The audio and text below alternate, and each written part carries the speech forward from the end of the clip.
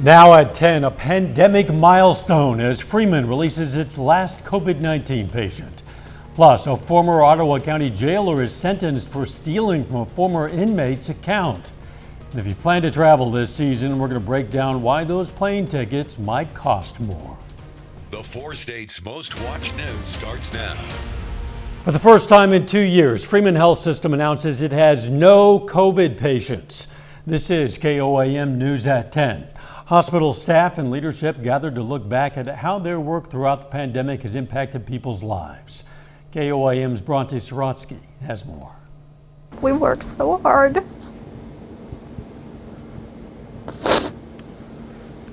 So I think it's an incredible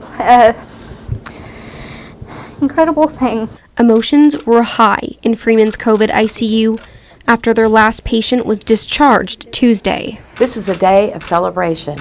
I am standing here in the COVID unit of Freeman Health System, and I am very, very pleased to tell you that it is empty of patients. Nurses like Alyssa Terrapin have been working in the COVID unit since the pandemic first started. She admitted the first COVID-19 patient of 2020. I remember especially being as uncertain as everything was in the beginning, just trying to quarantine myself from my family. And thankfully, I just live alone. I don't have any kids or anything at home like most of the others do, so just trying to stay away from my grandparents and my siblings and trying to keep them safe. During the height of the pandemic, Freeman had 3 COVID-19 care units open. Now, their final COVID unit has 0 patients. While they celebrate this win, they also say they want to honor those who did not make it out alive. I also want to honor those patients who we served who were not able to win against COVID-19. And, you know, we think of them often and their families. But this is a day when we want to reflect back on all we've done together in the last 2 years. Terrapin says in the 2 years she's worked with COVID patients, it's never been as quiet as it was Wednesday. I felt like for the longest time, every day we'd have multiple patients just crashing and having to, do all the things for them, and just all the alarms going off, all the patients needing help. Now, she says the peace and quiet feels unreal. I'm just trying to get everybody taken care of, and to now, just kind of feel a little bit of peace back here. It's unreal. Freeman officials say especially now, they are open for any patients in need of their care. In Joplin, Bronte Sorotsky, KOAM News. Paula Baker with Freeman Health System says she knows there will be COVID patients again in the future, but added they're more ready and equipped than ever to handle it. Missouri Governor Mike Parson declares an end to the COVID-19 crisis in Missouri. Parson this afternoon said effective this Friday, local health departments will transition to an endemic response. Universal contact tracing will be discontinued. Response to the virus will be based on community levels, and dashboards will be updated weekly. This new approach, they say, will be flexible, allowing for accommodation should COVID cases surge.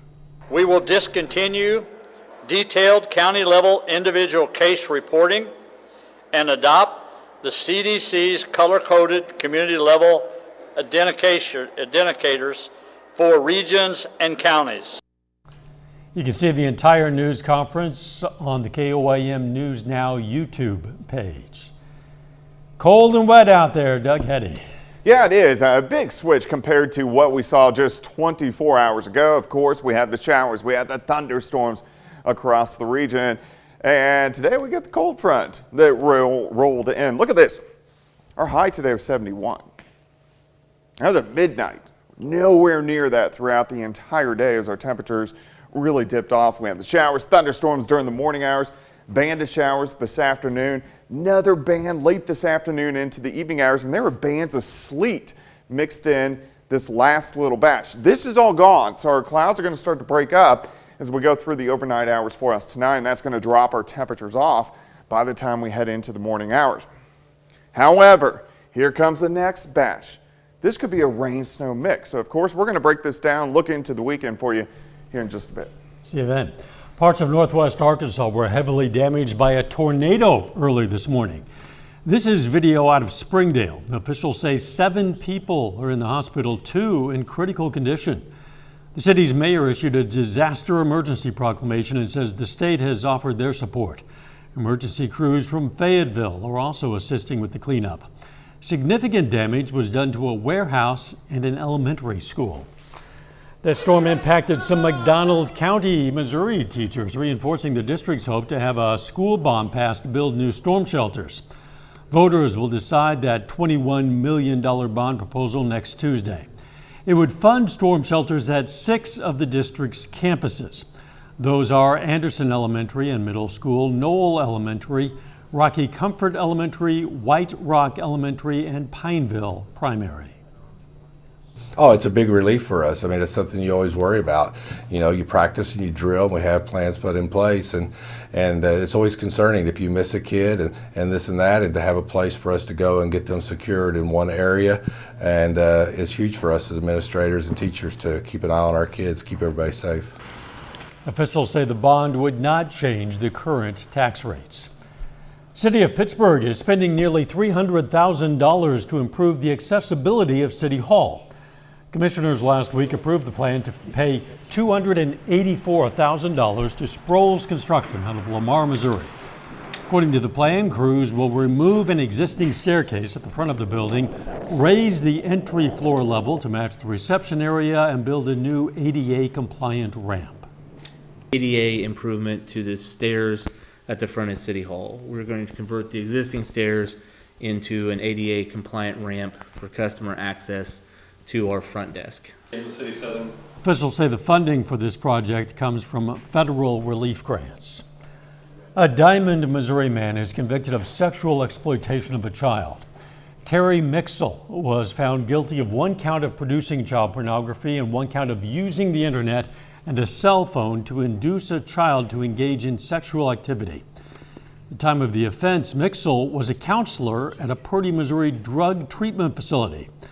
Mixel faces a minimum sentence of 15 years in federal prison without parole and a maximum sentence of life in federal prison without parole. An Ottawa County, Oklahoma judge today sentenced a former jailer for stealing from an inmate's account. According to court documents, Clifford DeMond used the login of 2 other county sheriff employees to reopen a released inmate's account. He then used the release pay debit card to make purchases at a shoe store and at Walmart, spending more than $2,400. DeMond was sentenced to 7 years, but that sentence was deferred. He'll instead spend 10 days in county jail, pay a fine and restitution. Coming up, the Oklahoma governor signs a bill to ban trans athletes from women's sports. Plus, why you might want to book your summer flights now. Oklahoma Republican Governor Kevin Stitt today signed the Save Women's Sports Act into law, banning transgender women and girls from competing on female sports teams. Oklahoma is now the 4th state to enact this type of law. Supporters of the ban argue that trans athletes have an unfair advantage. Opponents say the problem doesn't exist in Oklahoma and that the law will endanger transgender kids. Hiring remains strong across our country, according to the latest payroll report from ADP. Companies added about 455,000 jobs in March, slightly more than expected. Leisure and hospitality saw the biggest gains as COVID travel restrictions lifted. Jobs in education and healthcare also increased last month, and the jobs boom continues. The Labor Department says there are 11.3 million spots to fill. That's 5 million more than the number of unemployed people in the U.S. Brace yourself for larger crowds and higher airfares this spring travel season. Experts are blaming high demand and skyrocketing jet fuel prices.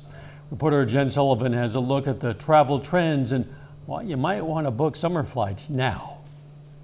The spring break travel season is on, and experts say expect higher crowds and pricier airfares. Jet fuel is costing more, and airlines do have that major expense to pass down to consumers.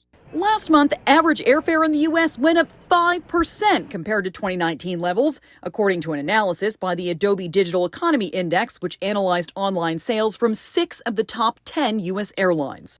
You need to be quicker and more aggressive to grab good fares when they come up, because they're going to be fleeting. Travel expert Willis Orlando from Scott's Cheap Flights says the ongoing conflict in Ukraine is partly to blame for those soaring prices. Earlier this month, Delta Airlines indicated ticket fares could rise by as much as 10% to offset the sharp increase in jet fuel costs. Orlando says the conflict is also rerouting demand towards domestic and short-haul international destinations. Folks who were thinking of going to Paris are now turning around and saying, no, I'm going to Cancun. So you're not going to be alone. You're going to be fighting for other folks for those fares. You're going to see bigger crowds, bigger waits for things. You're going to see higher prices for hotels and the like. The war also delaying what airlines hoped would be the return of travel to Europe this summer. Orlando says it's spooking many away from overseas travel. And with lower demand, it could create an opportunity. That should mean that we see some more fare sales, lower prices as airlines try to get those tickets sold. For today's Consumer Watch, I'm Jen Sullivan. This comes as the CEOs of 10 airlines and cargo carriers are asking the Biden administration to drop the federal mask mandate and the testing requirement for international travelers. Earlier this month, the CDC extended its mass transit mask mandate by 30 days until mid-April. Scientists from Australia and the UK say naps help preschool-age children better remember the sounds of letters. Researchers say that recall of knowledge helped children who nap sound out and read unfamiliar words. A little bit later, local businesses come together to look for new employees at a career fair in Carthage. Plus, we have another storm system rolling through for us tomorrow. I'll have those details coming up.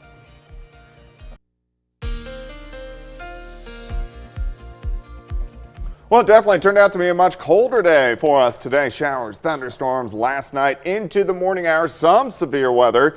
Thankfully, not a huge event, but some severe weather across the region. Indigo Sky Casino and Resorts, wet out there. We are drying out a little bit for the rest of the overnight hours tonight, but as we go into the morning hours tomorrow, we'll get another little wave, which is going to rotate through. Look at our temps. It's kind of crazy. Yesterday, nearly 80 degrees. In fact, at 3 o'clock this morning, we were nearly 70 degrees. Then our temperatures took a tumble through the 40s into the 30s as our cold front rolled in. So it's cold outside right now, and that's what we're going to see as we go through the overnight hours. Upper 30s to lower 40s in our southwestern counties. Still, we have that northerly wind, which is not as breezy as what we had earlier, but a little bit on the brisk side as we work through the rest of the night. 7th range line, still, we got a few wet roads. We're drying out 38. Humidity is high. As the winds back down a bit, we may get a little bit of patchy fog in our low-lying areas. But we had these showers mixed in with sleet throughout the afternoon. We had periods of kind of moderate sleet with the rain. All this is out of here, so we're drying out briefly for us tonight. You can see where the big storms were last night. The heavy rain southeastern Kansas, the heavy rains Oklahoma along the I-44 corridor and south. In the middle, not that much across most of southeastern Kansas. Look at the severe weather now. This is actually the same line that rolled through last night. Numerous tornadoes, Mississippi, parts of Alabama, of course, heading away from us. But look at this wave. Parts of Nebraska. Notice it's snow. It's colder air, which is going to be working in through the overnight hours. Let's go hour by hour through the overnight. We clear out, which is good, but we drop back near freezing. As we work through the morning, we'll stop at about 9:30. Here come the clouds again. Look at the band of light snow. It will switch over to rain, but we're going to have periods of wet, light snow mixed in. I don't think we'll get any accumulations. Look at our temperatures. We're right around 40 degrees, but we're going to have to watch it as it rotates through. Temperatures kind of warm a little bit into the 40s by the afternoon. Most of these showers are going to be out of here by, I would say, 4 o'clock, and we'll actually get some sunshine by the evening.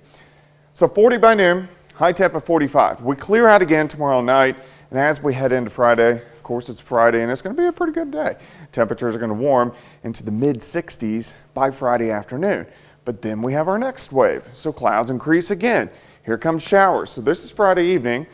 Through the overnight hours, showers, even a few rounds of thunderstorms. Good news here is, here's 4 a.m. on Saturday. By daybreak, they're pretty much gone, and we set up to get a pretty good weekend. 45 tomorrow, 66 on Friday, 65 Saturday. Thunderstorms do sneak in. This is going to be late Sunday night into Monday. We're going to flirt with severe. It doesn't scream severe, but we're going to flirt with it. So we'll watch it over the next few days. I'd rather not even flirt with severe. Yeah. If I had my druthers. Just go severe? Well, no. Avoid it altogether. That's the meteorologist's point of view there. Thanks, Doc. Hey, folks in Carthage had a chance to learn about possible job opportunities in the area. The Carthage Chamber of Commerce today hosted a career fair. Around a dozen local businesses, including Leggett and Platt and Butterball, were there accepting resumes and applications. It's been really hard to fill a lot of the key positions within those companies, so that's why they've been very creative with incentive packages to attract that employee, so they'll be retained within their company. The career fair was held at the Carthage Nazarene Church. Still ahead, we're going to hear from the Kansas Jayhawks as they prepare for the Final Four this weekend. And Pitt State introduces Jeff Boshi as the next leader of the men's basketball program. Jacob Leonard has that and more up next.